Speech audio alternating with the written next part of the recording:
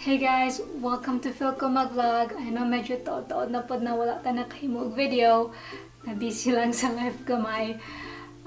But today, I'm inspired to make a new one because I'm excited to teach you, or will try to teach you how to make a parol. Parol is Filipino Christmas lantern, kunuhay in English. So, ang atong himuon karon is very simple lang na parol guys ha.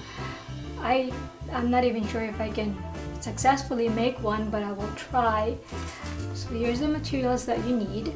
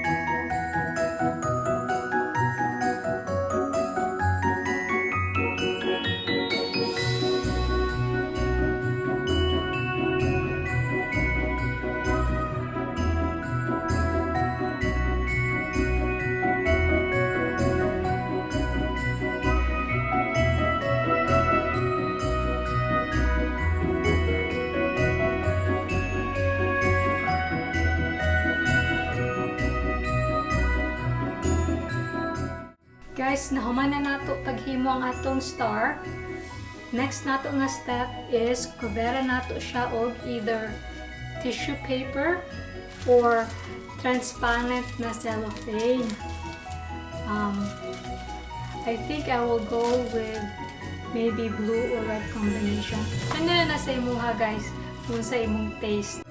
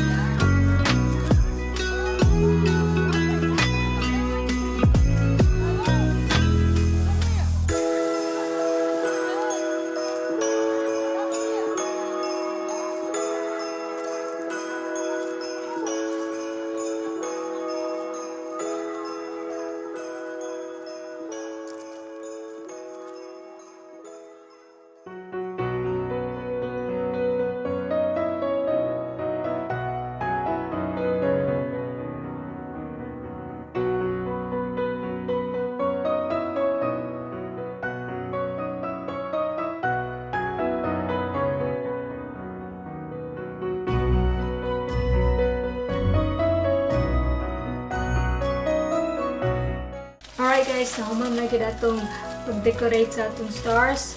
I think it took me 45 minutes to put all these details.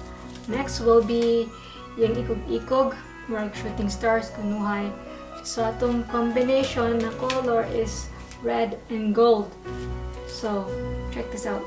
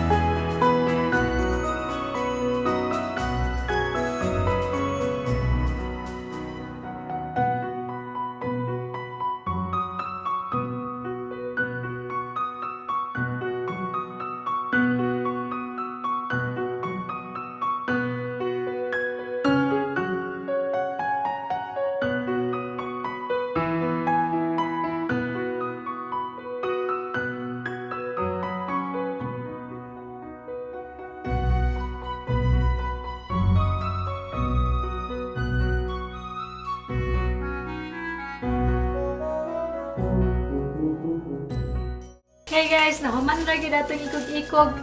Taod na nato sa atong parol.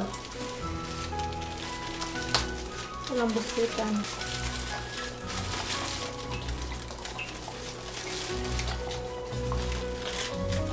Nagisi. Okay ra gyapon.